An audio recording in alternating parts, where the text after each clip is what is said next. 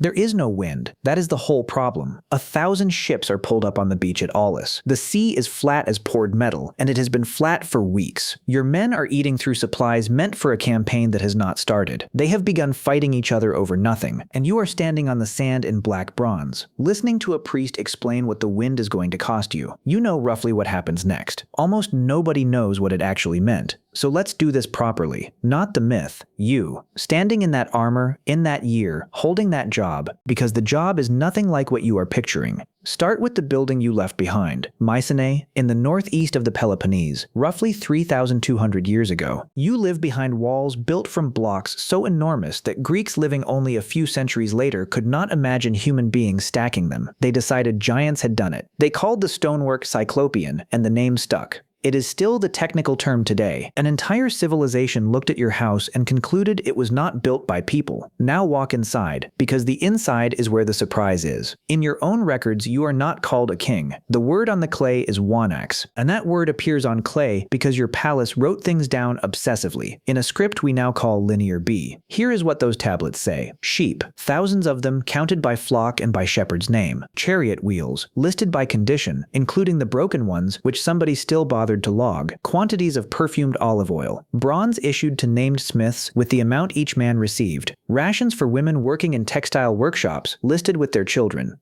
That is your kingdom, not a throne room full of swords, a ledger. You are not a warlord on a horse. You are the head of the largest accounting department in the region, and the department happens to own an army. And now the detail that should stop you. Those tablets were never meant to survive. They are unfired clay, made for a single administrative year, the ancient equivalent of a note you throw away in December. Left alone, they would have crumbled back into dirt within a generation. They survive because the palace is burned. The fire that destroyed your world baked the clay hard. Every single thing we know about the inside of your civilization, we know because it was set on fire. If Mycenae had simply declined quietly, gently, peacefully over 200 years, you would be completely invisible to history. Hold that thought. It comes back at the end, and it is the whole point of this video. Now the armor. You picture bronze as a simple thing, a metal age between stone and iron. It is not simple. Bronze is copper mixed with tin, and here is the problem that shaped your entire political life. There is essentially no tin in Greece. None. The tin in the armor on your body has traveled an enormous distance, hand to hand, through a chain of traders and kingdoms stretching far beyond anywhere you have ever been or will ever go, which means your armor is not a metallurgical achievement. It is a diplomatic one. Every plate on your chest is proof that you are connected, that the network is holding, that ships are still moving, and agreements are still being honored. You are not wearing protection. You are wearing evidence that the world still works. Remember that too. And it is heavy. We know exactly how heavy, because we found one. In 1960, at a place called Dendra, archaeologists pulled a complete suit of Bronze Age armor out of the ground. Not fragments, the whole thing. Overlapping bronze plates covering the body from neck to knee, with a helmet built from slices of boar tusk sewn onto leather in rows. That helmet took the tusks of somewhere between 30 and 40 boars, not bought, hunted, each one individually, by men with spears because a wild boar does not surrender its teeth. For decades, scholars looked at the Dendra armor and concluded it was ceremonial. Too heavy, too rigid, no one could actually fight in it. It weighs around 15 kilograms. Then, in 2024, a team of Greek researchers did the obvious thing that nobody had done. They built an exact replica, put it on 13 Marines from the Hellenic Armed Forces, and ran them through 11 hours of simulated Bronze Age combat, with the movements and the timing reconstructed from the fighting described in the Iliad. They fed them a Bronze Age diet. They monitored heart rate and core temperature throughout. The armor worked. It was not ceremonial. Men could fight in it all day and keep fighting. So that is what you are wearing on the beach at Aulis. 15 kilograms of the international trade system, topped with the teeth of 40 animals, and it is perfectly functional, and you are about to be in it for 10 years.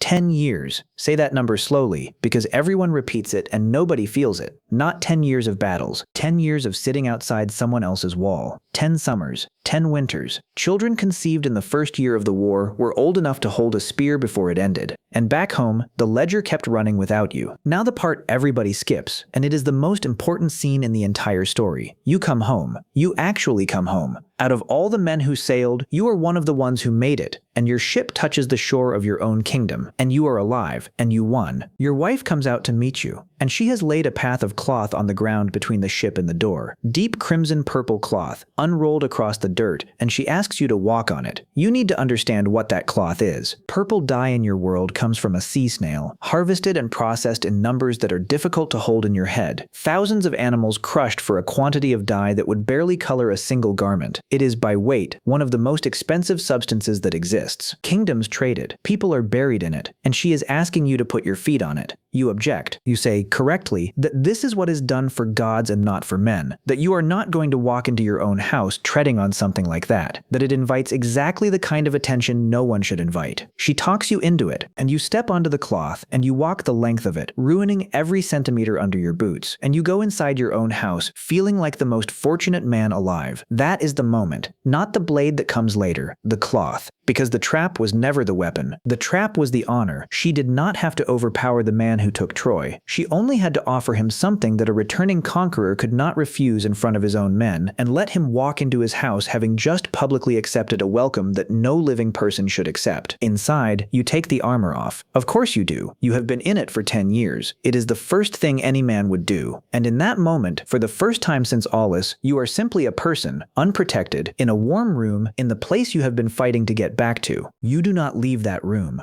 The man who survived the greatest war in history is killed indoors, unarmed, by people he had breakfast with, in the safest place he knew. And here is where it becomes something more than a grim story, because of where Homer chose to put it. In the Odyssey, Odysseus goes down to the land of the dead. He meets many shades there, and one of them is you. You tell him exactly what happened, and then you give him advice. And the advice is not about war, it is about arriving. Be careful how you come home. Do not announce yourself. Do not assume the door is friendly. You are not in that poem as a hero. You are in it as a warning label. The entire second half of the Odyssey, all the disguises, all the caution, Odysseus coming into his own house, dressed as a beggar and telling nobody who he is for days, is Odysseus having listened to you. Which brings us to the mechanism underneath all of it. You were killed by the 10 years, not by the knife. Every institution you left behind kept running while you were away, and it ran without you in it. Alliances reformed, loyalties settled into new shapes. Your household ran itself for a decade and got good at it. The word home, for you, meant a fixed place that had been paused, waiting, unchanged. It was never paused. There is no such thing as a paused place. There are only places that keep moving while you are not looking at them. You did not come back to your home. You came back to the location where your home used to be. And now the last layer, which turns the whole thing cold. Within a century or so of that generation, the world you burned 10 years defending stops existing. Not conquered, not replaced. It comes apart. Palace after palace across the eastern Mediterranean burns or is abandoned. The trade networks that carried your tin break, and the writing stops. Linear B disappears completely, and Greece does not write anything down again for roughly 400 years. 4 centuries of silence. The accountants stop counting. That is how thoroughly it went. Everything you were defending outlived you by a few decades. And one final detail, which I think about more than any other. In 1876, Heinrich Schliemann dug at Mycenae and pulled a gold funeral mask out of a grave. He believed he had found you. He named it the Mask of Agamemnon, and it became the single most famous object from the entire Bronze Age, printed in every textbook for 150 years. It is not you. The grave is dated roughly 300 years too early. The most recognizable face in your civilization belongs to a man whose name nobody knows and nobody will ever know. So, you are Agamemnon. You won the greatest war anybody had ever fought. You survived the whole thing, and the ledger that recorded your kingdom only survives because it burned, and the world you saved dissolved inside 2 generations, and the golden face the entire planet knows as yours belongs to a stranger.